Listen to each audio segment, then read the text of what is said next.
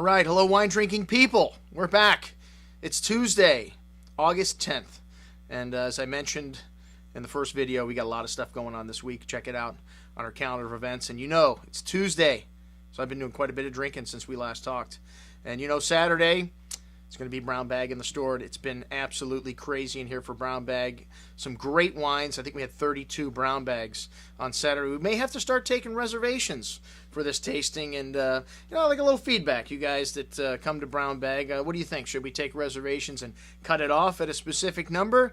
And, you know, it wasn't too crazy in here. I think everybody still got to taste most of the wines. I know I missed one or two, but just let me know what you think about that. An interesting thought. Well, we did have a couple of nice wines at Brown Bag. Thanks everybody who brought stuff this weekend. 98 done, Chris. Very good stuff. Drinking beautiful. And I opened up a couple things. We had some samples in the house. Thank you, Mr. Pat Carmody. The 2008 Beringer Private Reserve Chardonnay, which we led off with this week. And Chardonnay Ray didn't get this one. I was very disappointed. He thought it was Sauvignon Blanc. And maybe the style has changed a little bit at Beringer. They've definitely lightened up on the oak, and this wine definitely had a wonderful freshness to it.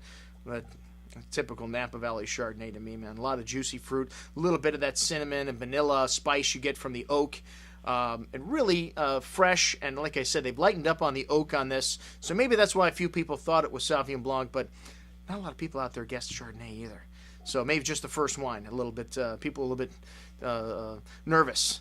But I thought it was really nice. We got to work on the price on this one. We had the 07 at $23.75 on sale, and the 08, $31. Nice little wine, but I'm going to work on the price on that one. All right, and then the wine we finished with at Brown Bag, the Charles Krug Generations. Well, for those of you that have been following California wine for a long time, you know this is one of the original 4 wineries in the Napa Valley. This is where Robert Mondavi, his family's winery, Peter Mondavi, his brother, and his son still run it today. And these people have owned vineyards in Napa Valley for a long time. They are able to produce some fantastic Cabernets at an incredible value. When I say value, you know, their Generations wine, their top wine, we can sell for under $50 a bottle. You know, Napa Valley today, a lot of wineries' top wines, they want them to be in the $100 plus price range. It's a refreshing change of pace to see people that could charge whatever they want to for their wine because they don't need the money.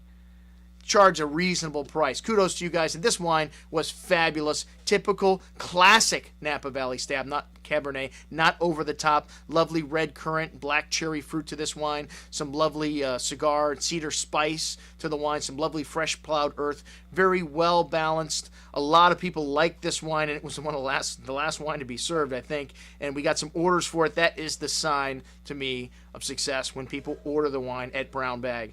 So that'll be in later this week. The 2005 Generations from Charles Krug.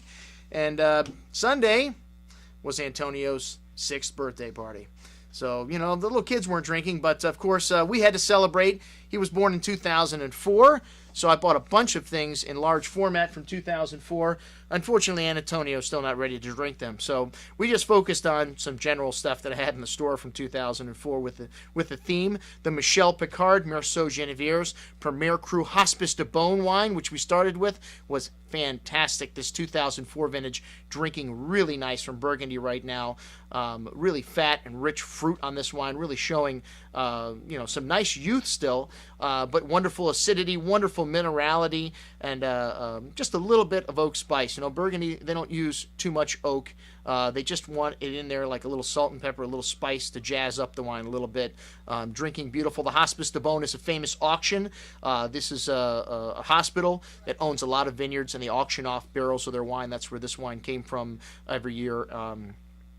So Michel Picard bought this barrel and then brought the wine up through élevage, which this is bringing the wine up from infancy kind of like to a teenager. And that's keeping the barrels topped and doing all the things you need to keep the wine clean in the winery.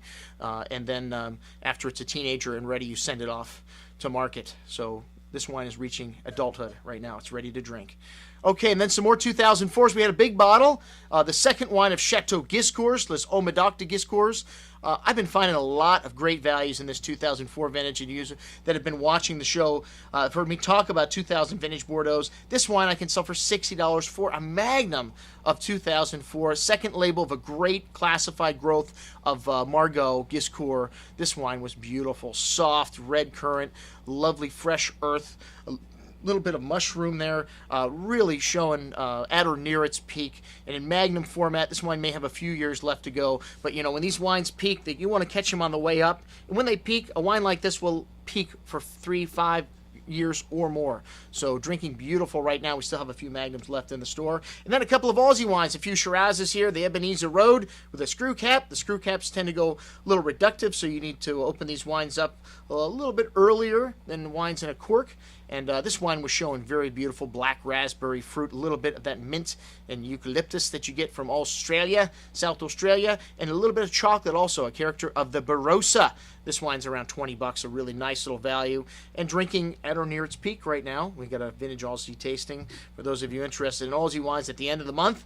And then Hazyblur. That's right, folks. Only an Australian would name their winery Hazyblur. And Ross Trombone, the owner of Hazyblur. Well, Ross Trombone, that name is kind of like saying Al Capone in this country. Yes, Al Capone. When Ross Trombone calls you up to buy barrels in Australia, you know, you take a double take, Ross Trombone. But this wine, a little bit bigger. This is their top wine, their Barossa Shiraz. They make about 5 different Shiraz from different appellations, including one from Kangaroo Island. One of the most beautiful places I've been in the world, a little island off the coast of Adelaide. This is their Barossa 04, rich, thick, just this Ebenezer Road kind of times 2 or 3. A lovely chocolatey notes on the finish, really velvety tannin showing in this wine. And that is what I had to drink yesterday. I'm your host, Andrew Lampasone, signing off for the Wine Watch, saying remember, always drink the good stuff first.